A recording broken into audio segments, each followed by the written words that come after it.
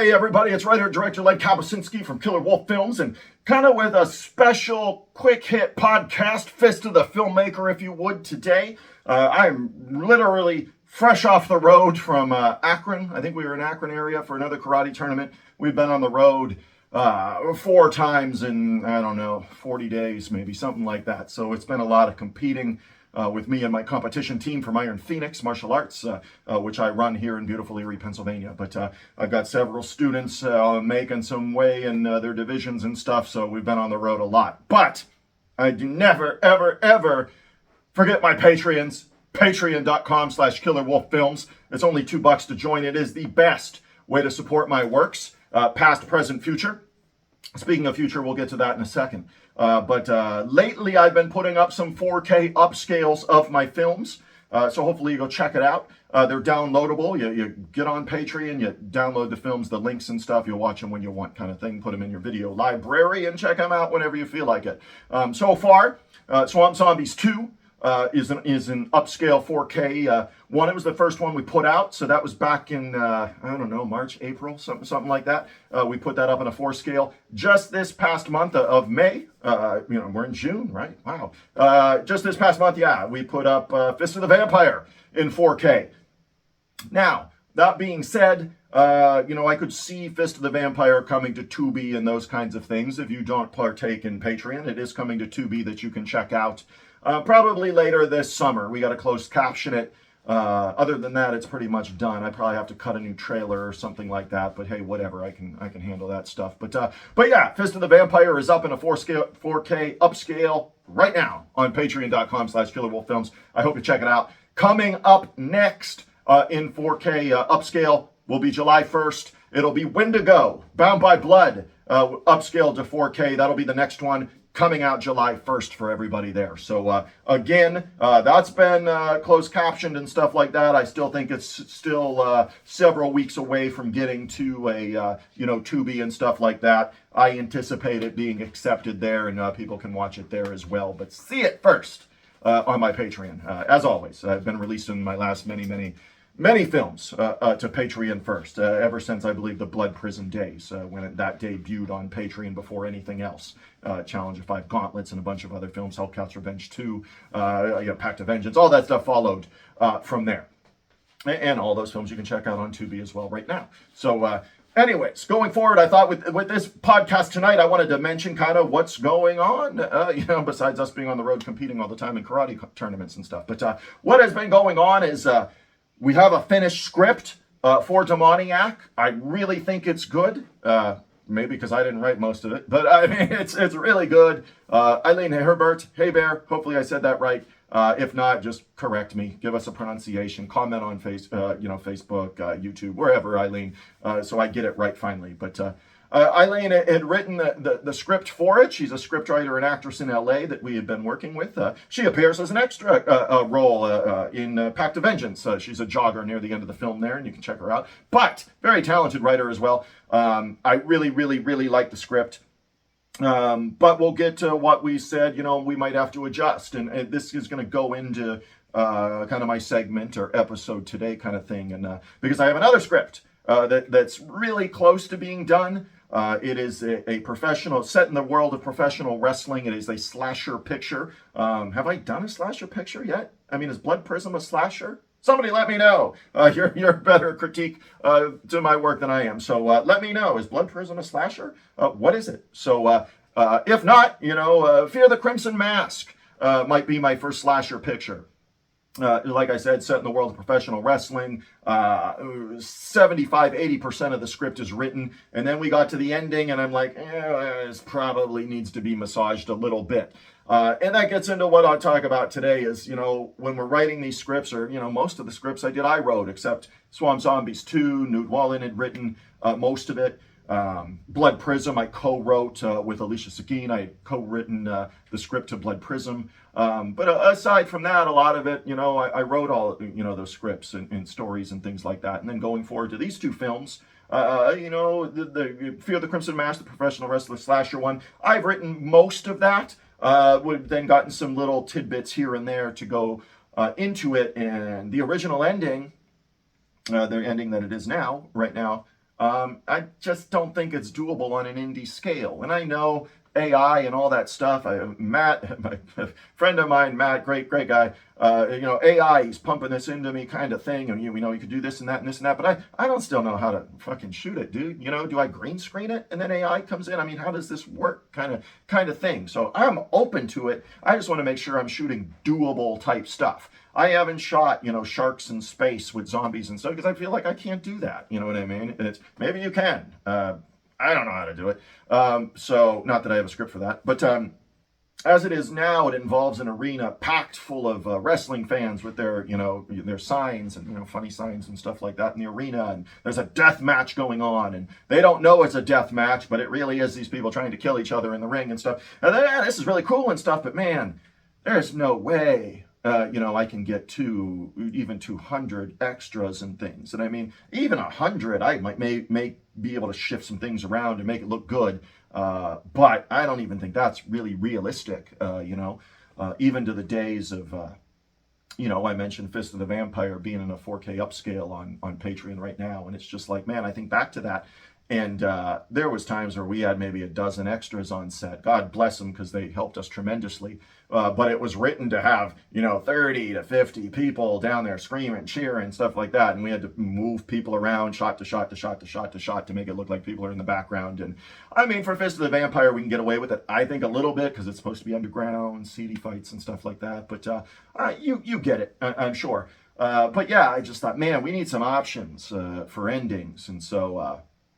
Mr. Jackson, who was doing some location stuff for location work for the picture up in Wisconsin, I believe it is, something like that. Correct me if I'm wrong, but I believe this film would shoot up in Wisconsin somewhere. I know what you're thinking, guys. No, we haven't gotten to that discussion with those people yet, but we'll be up there somewhere, and we'll see what happens. Matt from the Salty Nerd podcast, I mentioned, great guy, good friend. He wrote some different options, like 6 of them, and I thought, okay, I could see some of these working. I'm going to give Mr. Jackson his shot to think, of course, in wrestling, he's a wrestling promoter, I believe, too. And it's just like, well, yeah, I can do this. I can make this happen. I can make this happen. I can do this. I can get all these people. We'll center bands and stuff around it. I mean, that's cool, but, I can't shoot this in like 3 or 4 hours, man. This ending's going to take a couple days at minimum, even indie style. It's going to take a couple days to get this done, kind of thing. So I don't know how it's going to work, but we got to figure out a doable ending for it. And I never want to think too big and then someone say, well, AI can fix it or this can fix it. Well, how do I shoot to accommodate that? What do I have to do differently? Is AI involving green screens and stuff? What do I have to do?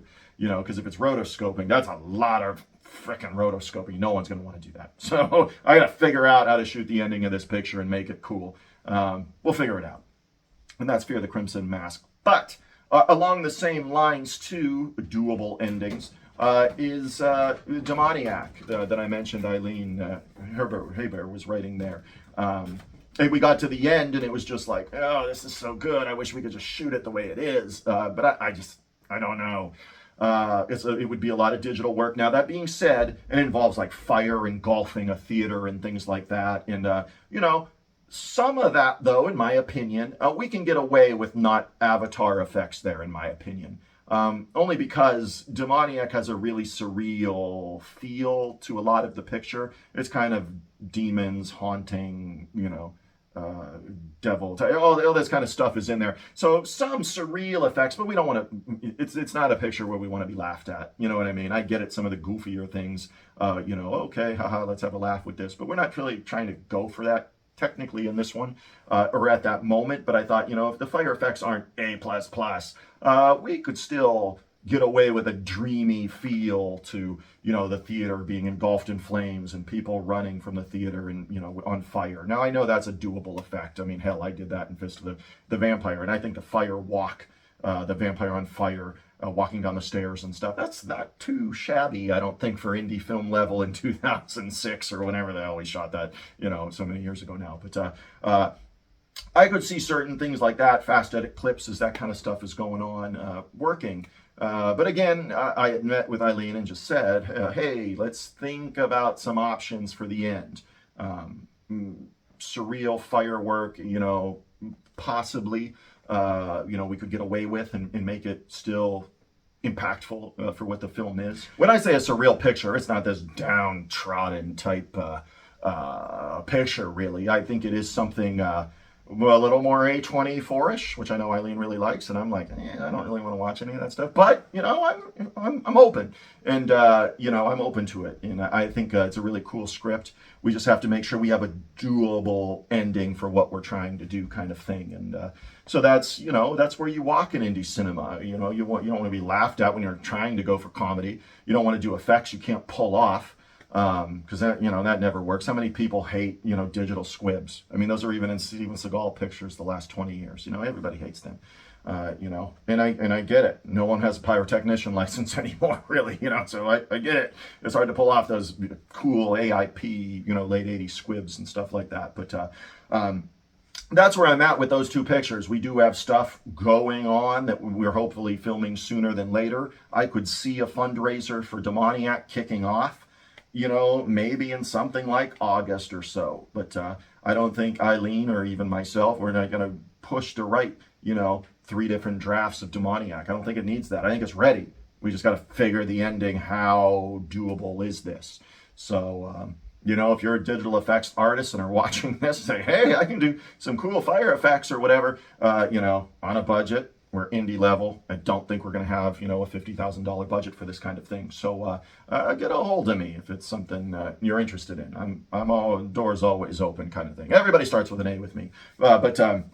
But yeah, that's kind of where we're at in Killer Wolfland with those two pictures. We're finishing up the competition season for martial arts that we do, and then we're on summer break for a little bit, and we'll go from there and hopefully get some leeway and a clearer picture about where we're going. But if you thought I was done with Pact of Vengeance, even my family's like, Len, it left a bad taste in your mouth with post-production and things like that. And I'm like, yeah, but I mean, too, that period, I'm injured. I had a pinched nerve in my neck that was really, really bothersome and stuff like that. So all that kind of stuff. And I don't make excuses. I'm just telling you the way it was. Kind of made for just a rough physically and mental experience with it. And then Leo passes away. He didn't really get to watch the picture. He got to watch the trailer and stuff. So, cool. But, Leo passes away and stuff like that. It's kind of rough, And I thought, my family's like, man, don't go out on that note. Go out on whatever note you want to go out on. And I don't even know what note that is. I'm enjoying riding my choppers right now. But there's 2 scripts there. I think they're good. We just got to figure out endings. And just maybe later this year we'll shoot one. So we're still in 2024, and I think we might have a new film in 2024. At least get one shot. You know what I mean? So, but yeah, chime in on YouTube. I have a new YouTube channel. It is at The Real Len K. That's me. So for those that have followed me or said, oh man, you commented on all this stuff on YouTube, on Red Letter Media stuff, and on other fan stuff or reviews or stuff. Yeah, but they canceled me there. But whatever. I'm not canceled at The Real NK. So go subscribe to my new YouTube channel. Podcasts are on it, guest spots, all kinds of stuff are on it. The best way, though, go to my Patreon, sign up for $2. So that kind of thing. So again, patreon.com/killerwolffilms. It really is the best way to support my works. But going forward, like I said, we really Demoniac, and which is like atmospheric, demonic horror kind of atmospheric kind of thing like that, and the slasher fun picture. They're 2 opposite ends of the spectrum with these 2 films, and I'm sure we're going to do both of them. We'll see what happens first, but Demoniac's looking like pretty doable kind of thing on a lower scale budget that we wouldn't have to raise tons and tons and tons of Indiegogo money or whatever. But you'll know, because I'll tell you on here when that campaign launches, and I'm sure we're going to keep it rather minimalist, do posters, do digital copies, do that kind of stuff. But anyways, hopefully you follow along on YouTube, follow along on Patreon, and I will see you soon, everybody. Take care.